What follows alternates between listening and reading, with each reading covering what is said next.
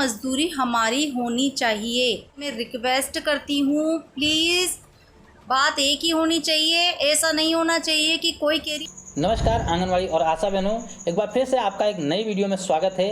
आपको बता दें कि यह जो वीडियो आपको दिखाने वाले हैं, इसमें हम ज़्यादा कुछ बात नहीं करेंगे आपसे। सीधे हमारी एक आशा कार्यकर्ता हैं जिनके द्वारा कुछ महत्वपूर्ण सुझाव दिया गया है। आप अगर एक आशा कार्यकर्ता हैं तो निश्चित रूप से आप वीडियो को लास्ट तक जरूर देखिएगा, चाहे किसी राज्य की हों। आपको बहुत ही महत्वपूर्ण जानकारी, बहुत ही काम की चीज़ें सीखने को मिलेंगी। और अगर एक आंगनवाड़ी कार्यकर्ता हैं फिर भी आप उनसे कुछ चीज़ें सीख सकती हैं और अपने विभाग पे अपने आंगनवाड़ी कार्यकर्ती बहनें हैं उनके साथ इसको लागू करवा सकती हैं, अपने संघ के साथ लागू करवा सकती हैं। तो बिना देरी के सीधे आप लोग यह वीडियो देखें।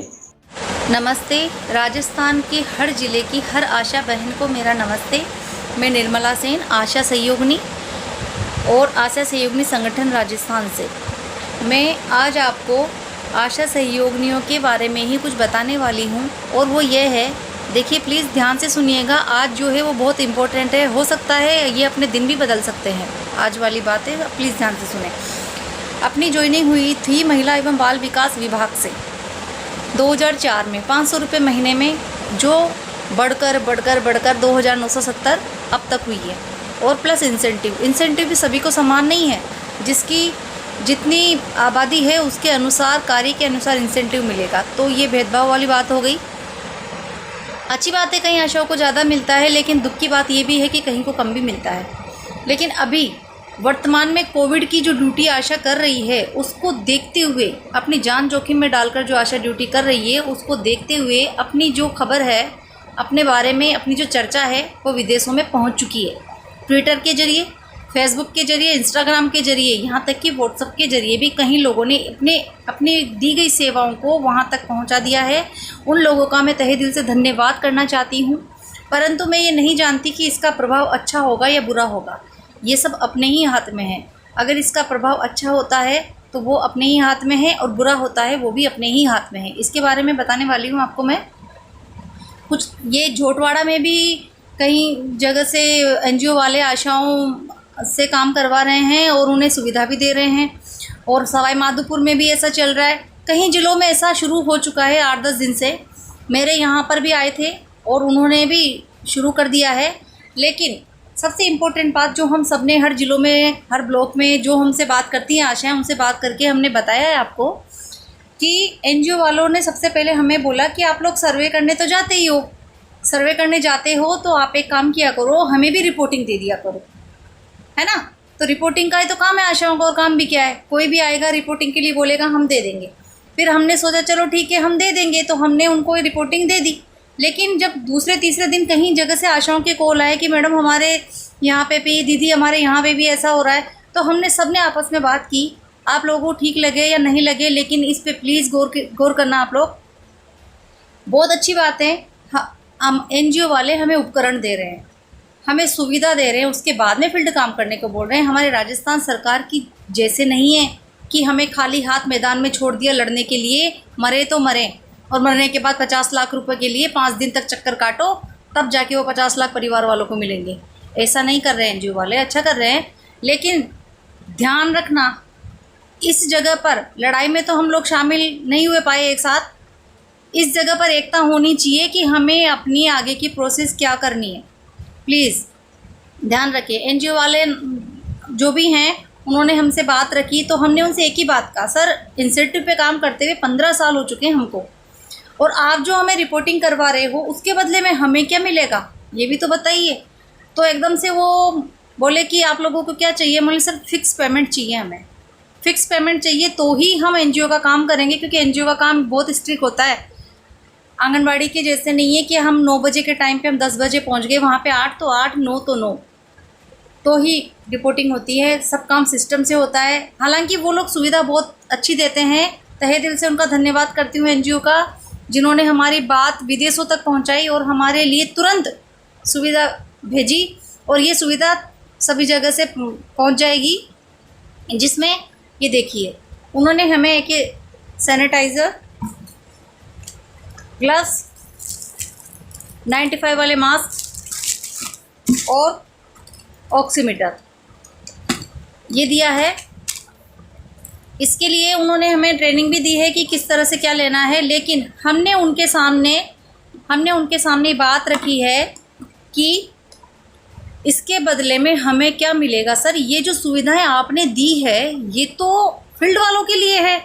ऑक्सीमीटर में हम उनकी ऑक्सीजन लेवल चेक करेंगे, पल्स रेट चेक करेंगे तो उनकी करेंगे, हम हमारी तो करेंगे, लेकिन ये सुविधा उन लोगों के लिए है। ये सैनिटाइज़र आपने दिया है, ये हमारी उनकी दोनों की सुरक्षा के लिए है, ताकि अगर वो पॉजिटिव हो तो हम बचे, हम पॉजिटिव हो तो वो बचे। ठीक है, ग्लव्स वगैरह सब ये तो काम करने के उपकरण है, लेकिन उसके बदले में हमारा मेहनताना क्या होगा सर। तो उन्होंने यही बोला आप लोगों को क्या चाहिए, तो हमने तो हमारी तरफ से यही बात रखी है,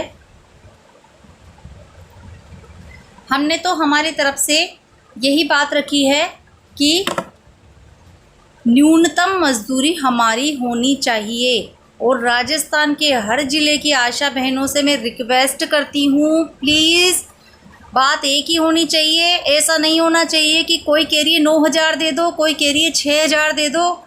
ऐसा करते करते तो महिला बाल विकास से 15 साल हो गए, रिटायर्ड भी हो जाएंगे।